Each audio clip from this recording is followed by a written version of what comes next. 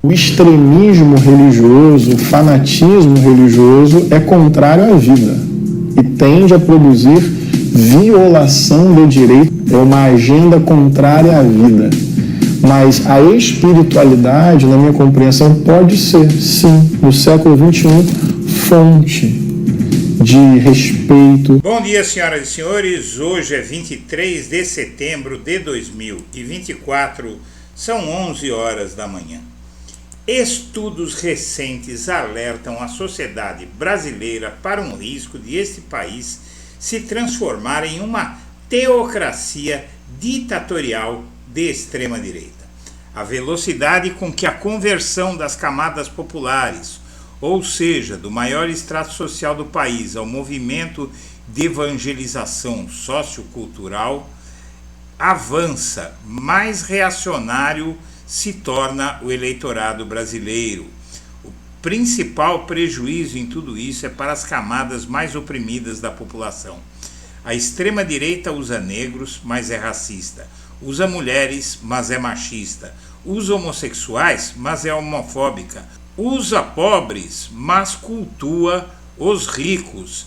Haja vista as teorias da prosperidade, de que quanto mais dízimo você dá, mais você enriquece. A riqueza virou um objetivo da religião nesse movimento neopentecostal de evangelização do Brasil, e não só os neopentecostais, diga-se.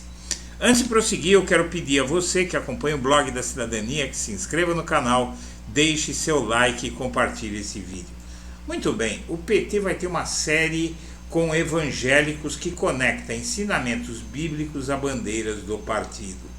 O fato é que há uma perda de tempo do PT para tentar se aproximar dos evangélicos por uma razão muito simples. Enquanto um lado do PT está falando a favor dos evangélicos, outro lado, por exemplo, fala em diversidade de orientação sexual, defende homossexuais, defende o aborto.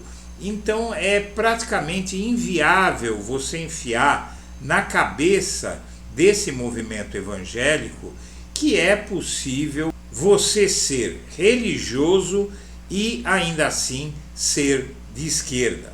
Muito bem, tem um texto aqui que não é tão longo e ele vai demonstrar qual é o problema do Brasil atualmente. Um livro mostra o nascimento e a organização política dos evangélicos no Congresso Nacional. O texto é de Thomas Traumann, que foi chefe da Secretaria de Comunicação Social da presidência durante o governo Dilma Rousseff, que inclusive se aproximou, eu e ele nos aproximamos muito naqueles anos difíceis. Muito bem, a nêmesis do governo Lula, ou seja, a vingança contra o governo Lula, Nêmesis é uma deusa grega da vingança, é a organização dos evangélicos no Congresso, que nasceu do debate sobre orientação sexual, ou seja, direitos dos homossexuais.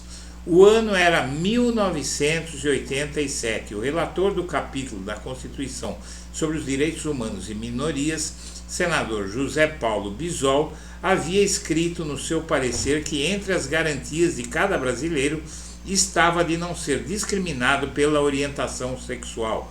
Bisol seria o vice na campanha de Lula à presidência em 1989, na primeira campanha dele.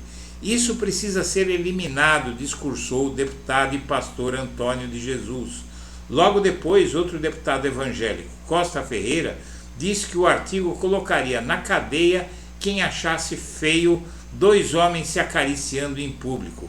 Um terceiro parlamentar religioso, José Fernandes, defendeu o fim do preconceito, mas com a substituição da palavra orientação sexual por comportamento ou desvio sexual. Bisol foi inicialmente irônico, dizendo que se quisessem manter o preconceito contra as minorias, os deputados deveriam propor a emenda "é permitido discriminar homossexuais". Embora dos 59 deputados da comissão, apenas 8 se declarassem evangélicos, a reação mostrou pela primeira vez a capacidade do grupo de formar alianças com outros setores, como os parlamentares evangélicos ligados à Igreja Católica e os ruralistas. Pressionado, Bisol aceitou trocar a expressão orientação sexual por comportamento sexual, o que foi aceito inicialmente pelos deputados evangélicos. Mas a trégua durou pouco. Na votação final, o deputado José Fernandes voltou à tribuna e afirmou que aprovar o artigo traria ao Brasil a maldição que assolou Sodoma e Gomorra. A exclusão do artigo foi aprovada por 17 votos a 130. Ali nascia a preponderância do fanatismo religioso sobre a racionalidade. No livro A Bancada da Bíblia, editora Todavia, 304 páginas, o jornalista André Ítalo Rocha recupera o episódio como batismo da ação política das igrejas evangélicas. Embora tivessem apenas 32 dos 559 constituintes na Constituição de 1988, os evangélicos conseguiram agir com unidade e usar seus fiéis para pressionar os parlamentares a serem reconhecidos como nova força política. Na mesma Assembleia Constituinte, estamos falando de 1988, os parlamentares conseguiram ser reconhecidos como nova força política e naquela mesma Constituinte, os evangélicos foram a ponta de lança para a aprovação do mandato de 5 anos para José Sarney, em troca de concessões de dezenas de emissoras de rádio e TV para os evangélicos, o que tornaria o movimento evangélico irrefreável. Com a televisão entrando na casa das pessoas, eles converteram uma quase maioria dos brasileiros hoje ao movimento evangélico.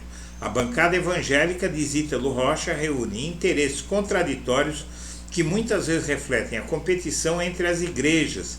Isso explica a capacidade de metamorfose de vários líderes religiosos em apoiar e repudiar governos de esquerda ou de direita num zigue-zague ideológico tão plural quanto as interpretações da Bíblia.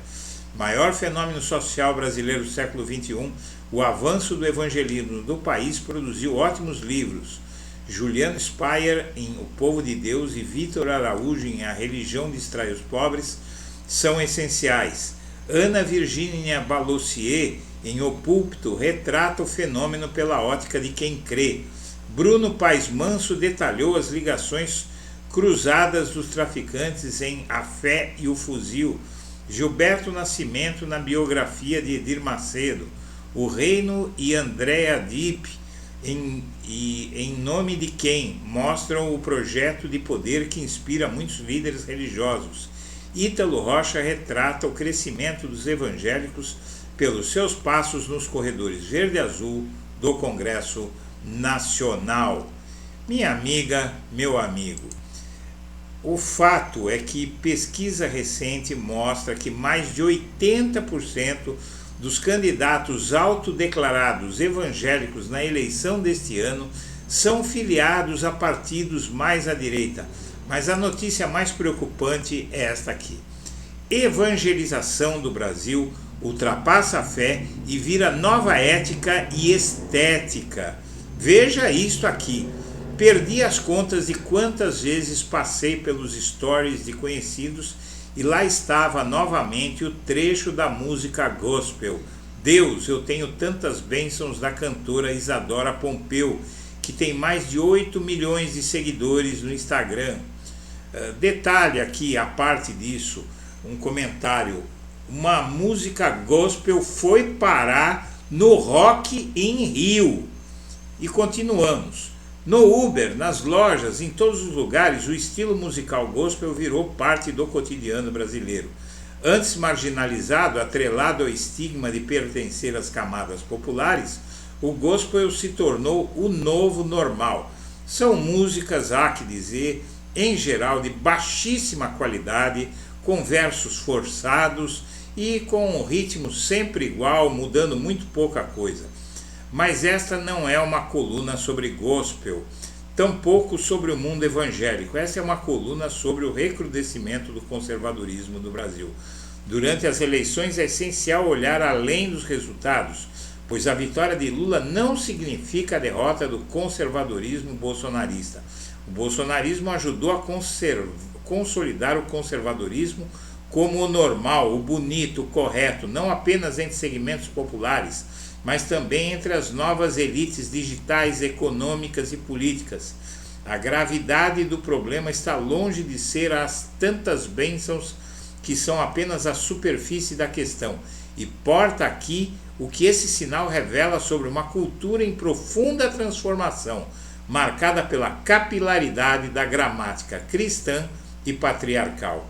Minha amiga, meu amigo, esse movimento avança de uma forma avassaladora e a gente já sabe o que é que política e religião fizeram com o Oriente Médio e estão começando a fazer no Brasil. Hoje o Brasil vive uma guerra entre os esquerdistas apoiadores do aborto e dos homossexuais e os extremistas de direita que querem combater as liberdades e obrigar as pessoas a cultuar uma única fé. Minha amiga, meu amigo, eu agradeço a atenção e deixo meu abraço para todo mundo.